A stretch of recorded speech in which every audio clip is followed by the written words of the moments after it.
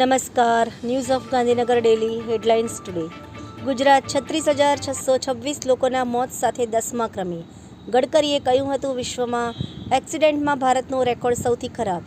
ખેડૂતોના ઉગ્ર આંદોલન પર મોદીની શાહ શિવરાજ સાથે મીટિંગ. ખેડૂતોને મોટી જાહેરાતની આશા.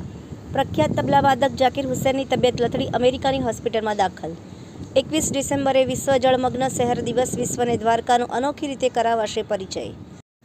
કેજરીવાલ નવી દિલ્હી આતિશી કાલકાજીથી ચૂંટણી લડશે. ખ્યાતિ હોસ્પિટલ મોતકાંડ. રાજશ્રી કોઠારીના 10 દિવસના રિમાન્ડ મંજૂર. રાજસ્થાનથી કરાઈ હતી ધરપકડ. તંત્રી સ્થાનેથી સરકારે ખાદ્ય તેલોની ટેરિફ વેલ્યુ વધારતા ઇફેક્ટિવ ઇમ્પોર્ટ ડ્યુટીમાં થયેલી વૃદ્ધિ. શિક્ષક ગેંગ. વાંચવા જેવો લેખ. ભરત વૈષ્ણવ. કલાપત સંસ્થાના સંચાલક કુશલ દીક્ષિતને ગૌરવ પુરસ્કાર. ફડણવીસ સરકારના મંત્રીમંડળનું પહેલું વિસ્તરણ. 39 MLA લીધા શપથ. સરકારી ગોદામોમાં ટાર્ગેટ કરતા ચોખાનો સ્ટોક વધી જતા નિકાસ પ્રોત્સાહનની વકી. એનોજી સાહિત્ય સરિતા ગ્રુપ. અવિષય મનપસંદ સ્વરચિત રચના. એના ઉપર સર્જકોની ખૂબ જ સુંદર વિવિધ રચનાઓ. રાજ્ય સરકાર અને રેડક્રોસ સોસાયટી દ્વારા ડાંગ જિલ્લાના મીડિયાકર્મીઓ માટે આરોગ્ય ચકાસણી કેમ્પ યોજાયો.